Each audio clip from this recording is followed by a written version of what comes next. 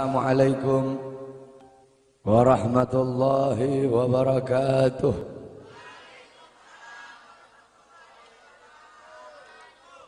Bismillahirrahmanirrahim. Alhamdulillahil qawiyyi sultanuh, al-wadihil burhanuh, al-mabsut fil wujud karamuhu wa ihsanuh. Allahumma salli ala nuril anwar وسر الأسرار وترياك الأخيار ومفتاح باب اليسر سيدنا ومولانا محمد المختار وآله الأطهار وأصحابه الأخيار عدد نعم الله وإفضاله. أما بعد.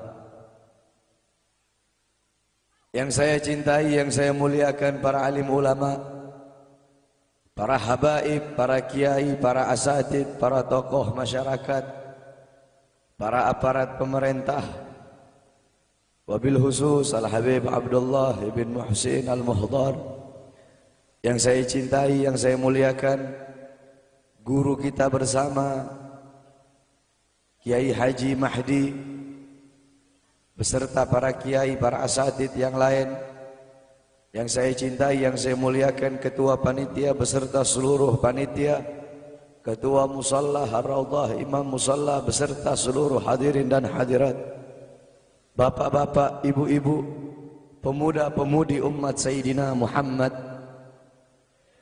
yang selalu dimuliakan oleh Allah Subhanahu wa taala. Alhamdulillah, segala puji dan syukur kembali ke hadirat Allah Subhanahu wa taala. Dialah Allah Subhanahu wa taala, Tuhan seru sekalian alam. Dialah Allah, Raja yang menguasai segala kekuasaan. Dialah Allah Subhanahu wa taala yang maha besar dari segala sesuatu yang besar. Yang besar selain Allah kecil. Dialah Allah Subhanahu wa taala yang maha kaya dari segala sesuatu yang kaya. Yang kaya selain Allah miskin. Dialah Allah Subhanahu wa taala, Raja di atas para raja. Yang raja selain Allah budak. Dialah Allah Subhanahu wa taala yang maha perkasa, yang maha kuat. Yang perkasa selain Allah, yang kuat selain Allah lemah. Dialah Allah Subhanahu wa taala yang maha hidup. Yang hidup selain Allah pasti akan mati. Yang ada selain Allah pasti akan tiada. Yang wujud selain Allah pasti akan binasa. Sedangkan hidupnya Allah, adanya Allah, wujudnya Allah selama-lamanya, kekal abadi, tidak akan pernah musnah dan tidak akan pernah binasa. Dialah Allah yang dimana kedekatan hamba dengannya tidak akan membuat hamba itu setara dengannya. Jauhnya hamba darinya tidak akan membuat dinding penghalang antara hamba dengannya. Dialah Allah yang dimana walaupun seluruh hamba-hamba dari awal zaman sampai akhir zaman semuanya berbuat baik, tidak akan menambahkan sedikit pun keagungan di sisi. Dan dialah Allah yang dimana walaupun seluruh hamba-hamba dari awal zaman sampai akhir zaman semuanya berbuat dosa, tidak akan mengurangi sedikit pun keagungan di sisinya. Dan dialah Allah yang dimana pada malam hari yang mulia ini, di tempat yang penuh dengan barakah ini, Allah Subhanahu wa taala sedang memandang kita semua yang duduk di tempat ini. Allah pandang dengan pandangan rahmat, Allah pandang dengan pandangan kasih sayang, Allah pandang dengan pandangan maghfirah, Allah pandang dengan pandangan pengampunan. Kenapa saudara-saudara? Karena kita mendapatkan keberkahan dan kemuliaan dari baginda agung Nabi besar Muhammad sallallahu alaihi wasallam. Saudara-saudara, kita duduk di majelis yang mulia ini untuk memperingati Isra wal Mi'raj baginda Nabi besar Muhammad sallallahu alaihi wasallam. Kita duduk di sini, kita tidak pernah memandang langsung wajahnya Nabi. Kita tidak pernah berjumpa langsung dengan Nabi.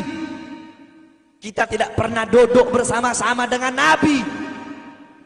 Untuk apa kita duduk di sini kalau bukan karena iman dan cintanya kita kepada Nabi Muhammad? Padahal kita tidak pernah bertemu dengan Nabi, bertemu dengan Nabi tidak pernah, duduk bersama Nabi tidak pernah. Tapi kita beriman kepada Nabi Muhammad. Kita cinta kepada Nabi Muhammad. Kita umat yang dirindukan oleh Nabi, umat yang dicintai oleh Nabi. Rasulullah ketika beliau sedang duduk bersama para sahabat, Rasulullah berkata, wahai para sahabat, tahukah kalian golongan-golongan yang soleh? Tahukah kalian golongan-golongan yang mulia? Sahabat berkata, apakah para malaikat ya Rasulullah? Rasul berkata, bagaimana mungkin malaikat tidak mulia sedangkan mereka berada di sisi Allah? Ada lagi yang mulia. Apakah para nabi dan rasul? Bagaimana mungkin nabi dan rasul tidak mulia sedangkan Allah menurunkan wahyu untuk mereka? Ada lagi yang mulia. Apakah kami ya Rasulullah? Bagaimana mungkin kalian para sahabatku tidak mulia sedangkan aku berada di tengah-tengah kalian? Ada lagi yang mulia. Kata sahabat, Allah dan engkau yang lebih tahu ya Rasul. Rasulullah menundukkan kepala, Nabi Muhammad menundukkan kepala. Dari kedua pelupuk mata beliau mengeluarkan air mata, membasahi pipi beliau sampai ke janggutnya beliau. Beliau menundukkan kepala sambil menangis dan beliau berkata, golongan yang mulia ini, golongan yang soleh ini, mereka golongan-golongan yang adanya nanti di akhir zaman.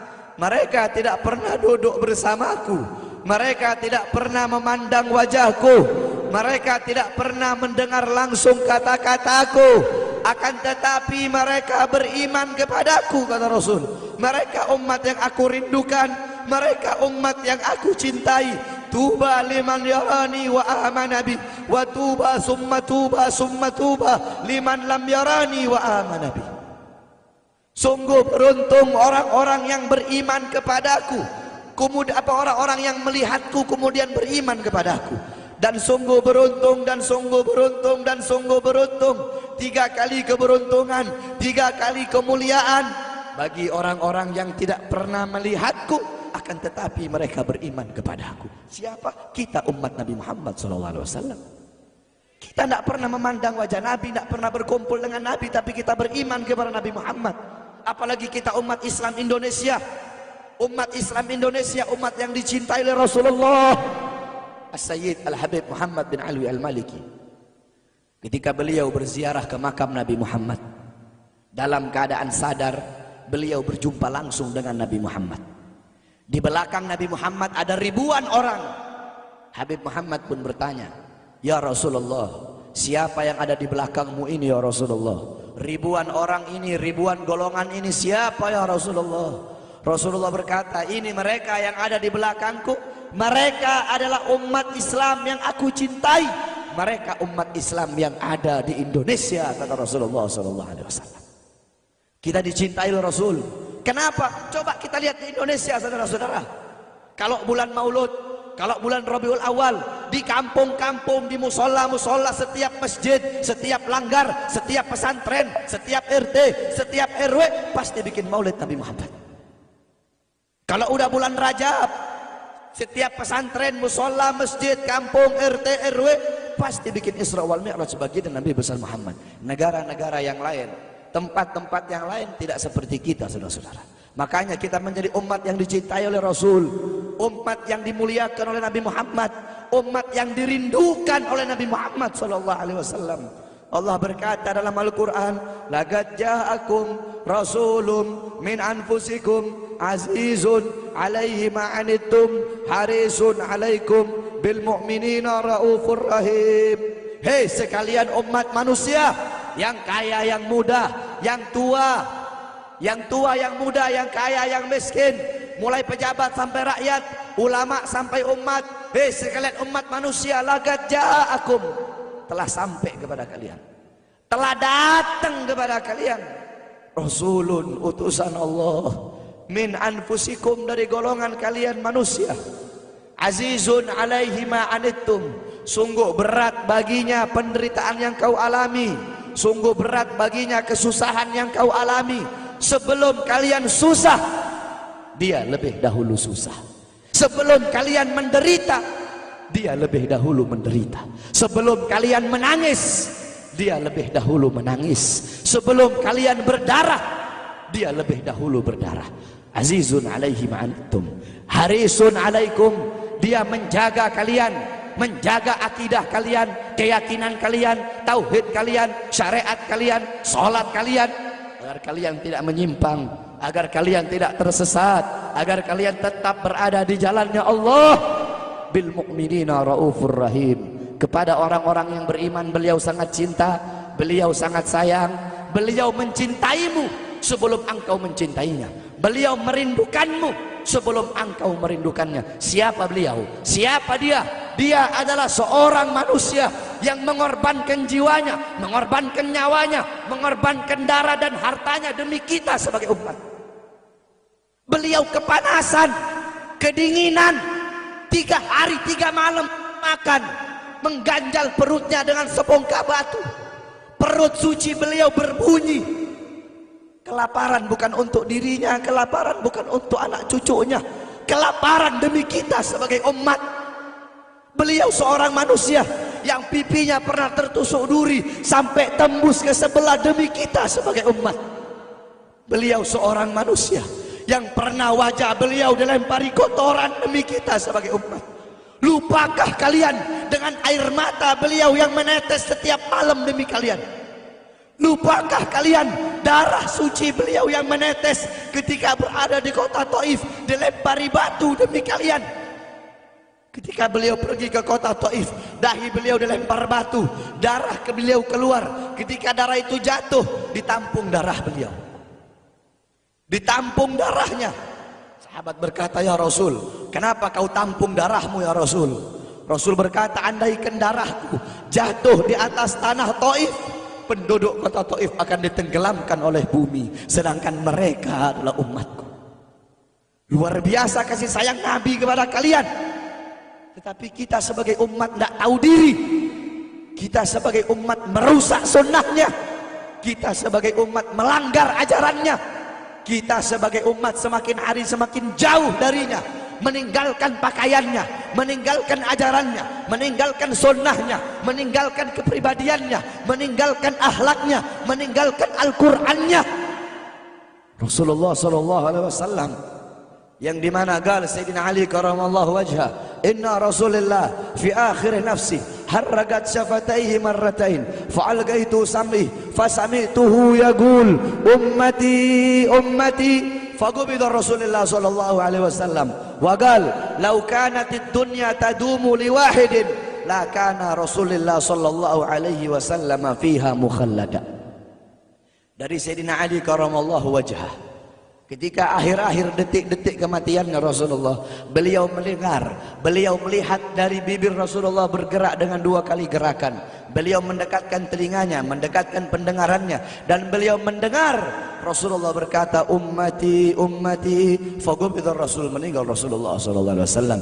Ketika nyawa Rasulullah akan dicabut, Rasulullah berkata kepada Jibril, wahai Jibril, aku belum puas meninggalkan umat, aku tidak mau meninggalkan mereka dalam keadaan belum diberi jaminan oleh Allah.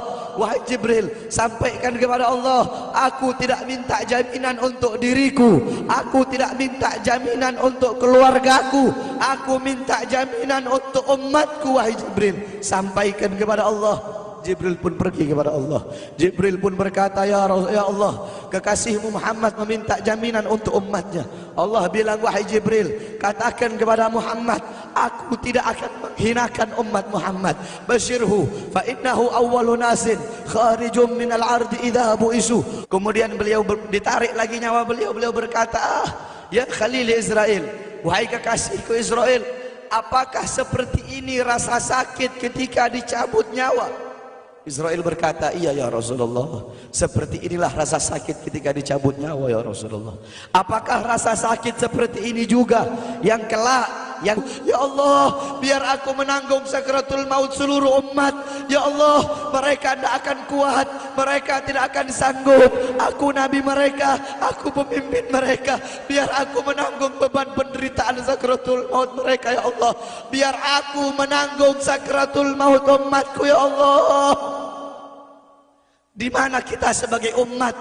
Apa yang telah kita lakukan untuk Nabi Muhammad? Nabi berkorban untuk kita di saat detik-detik terakhir nafasnya, tidak memikirkan rasa sakitnya, tidak memikirkan pedihnya, tidak memikirkan beratnya. Beliau memikirkan nasib kita sebagai umat. Kelak di yaumil qiyamah, ketika para nabi dan para rasul berkata, nafsi nafsi nafsi nafsi, diriku sendiri, jiwaku sendiri, aku urus urusanku sendiri, aku tidak bisa nolong kalian. Ketika para nabi dan rasul mereka tidak bisa menolong kita, Rasulullah Muhammad ibn Abdullah, Nabi Muhammad bersujud kepada Allah, Nabi Muhammad bertekuk lutut, beliau bermohon kepada Allah. Beliau berkata, ya Allah, aku tidak minta pengampunan untuk diriku, wala Fatimah, wala Hamzah. Aku tidak minta pengampunan untuk Fatimah, aku tidak minta pengampunan untuk Hamzah. Aku cuma minta pengampunan untuk umatku ya Allah, untuk umatku ya Allah. Rasulullah tidak meminta pengampunan untuk dirinya, tidak meminta pengampunan untuk anaknya, tidak meminta pengampunan untuk paman bibinya, tidak meminta pengampunan untuk keluarga atau anak cucunya, tetapi beliau meminta pengampunan untuk kalian sebagai umat. Karena begitu cintanya beliau kepada umat, karena begitu sayangnya beliau kepada umat, sampai-sampai beliau berkata, lau yushaku ahadukum bisyaukatin fi rijlih la ajidu alamaha fi qalbi. Andaikan kalian, salah satu dari kalian kakinya tertusuk duri, andaikan salah satu dari kita yang duduk di sini kaki kita ada yang terkena duri, pasti kita merasakan sakit. Apa kata Rasul? Maka aku tidak merasakan apa yang kalian rasakan, kecuali yang aku rasakan, sampai dalam hati aku rasakan rasa sakit kalian. Lihat bagaimana cintanya Rasul kepada kita. Apa yang sudah kita lakukan untuk Nabi? Sudahkah kita mengorbankan kedua mata kita untuk memandang hal-hal yang disukai oleh Nabi? Sudahkah mengorbankan kedua tangan kita memberi makan golongan-golongan yang dicintai oleh Nabi? Mengorbankan lidah kita untuk mendakwahkan, mensuarakan ajaran syiar Nabi? Sudahkah mengorbankan kedua kaki kita melangkah ke tempat-tempat yang diridhoi oleh Nabi? Kita masih belum bisa balas jasa Nabi, dan tidak akan pernah bisa membalas jasa Nabi Muhammad. Jangankan kita duduk di sini berjam-jam, walaupun kita duduk di sini sampai pagi kita duduk, seumur hidup kita duduk di sini, masih belum bisa membalas jasa Nabi Muhammad. Sekalipun kita merangkak, engkau merangkak dari rumahmu menuju makam Nabi, merangkak bukan dengan kaki, merangkak bukan dengan mata, bukan dengan tangan. Walaupun kalian merangkak dengan kedua mata dari rumah kalian menuju makam Nabi, itu masih belum bisa membalas jasa-jasa Nabi Muhammad sallallahu alaihi wasallam. Kita nggak bisa membalas jasa-jasa Nabi Muhammad. Kecintaan kita tidak ada apa-apanya. Apakah kecintaan kita lebih besar daripada kecintaan seorang anak kecil yang ada di zamannya Syekh Abdurrahman Ad-Dibai? Di zaman Syekh Abdurrahman Ad-Dibai, pengarang Maulid Diba, ketika beliau ingin berziarah ke makamnya Rasul, ketika beliau ingin ziarah ke makamnya Nabi, ada satu orang anak kecil ingin ikut berziarah. Maka kata rombongan, hai anak kecil, engkau tidak boleh ikut. Ini perjalanan memakan waktu berhari-hari, bisa 4 hari, 5 hari, bahkan sampai 1 minggu. Kau tidak boleh ikut. Pergi anak kecil tersebut. Pergilah rombongan Syekh Abdurrahman Ad-Dibai untuk ziarah ke makamnya Nabi. Tanpa sepengetahuan rombongan, ternyata anak kecil tersebut bergelantungan di bawah kereta kuda Syekh Abdurrahman Ad-Dibai. Anak kecil itu bergelantungan. Dia sampai berhari-hari gak makan, gak minum, gak tidur. Hanya apa? Hanya ingin pergi ziarah ke makam Nabi. Saking cintanya kepada Nabi Muhammad, dia sembunyi-sembunyi bergelantungan di bawah kereta. Gak makan, gak minum, gak tidur berhari-hari. Sampai ketika sampai di Madinah, itu anak kecil jatuh. Itu anak kecil terjatuh. Rombongan bilang, bukankah ini anak kecil yang waktu itu mau ikut? Berarti sudah berhari-hari dia di bawah kereta ini, dia nggak makan, dia nggak minum, dia nggak tidur. Anak kecil itu berlari. Anak kecil itu berlari sampai dia jatuh. Saking bahagianya, dia sudah sampai di Madinah. Dia ambil debu-debu Madinah, pasir Madinah, dia ambil, dia usapin ke mukanya. Saking bahagianya, sampai itu anak mati.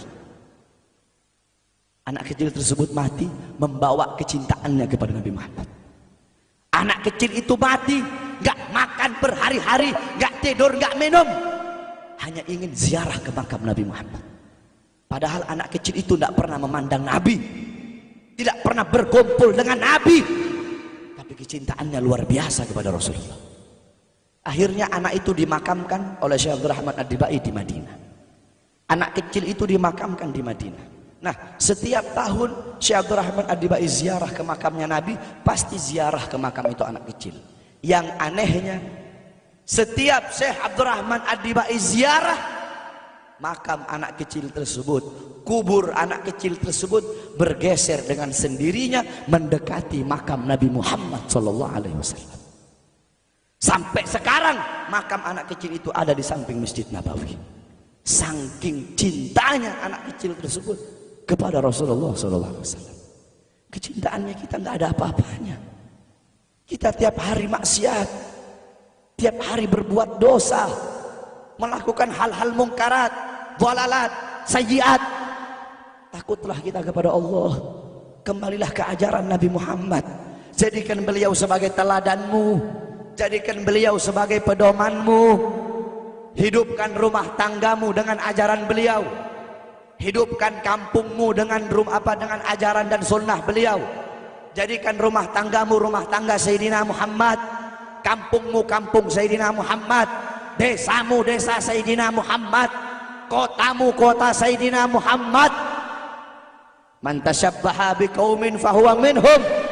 Barang siapa yang mengikuti suatu kaum, maka dia sama dengan kaum tersebut.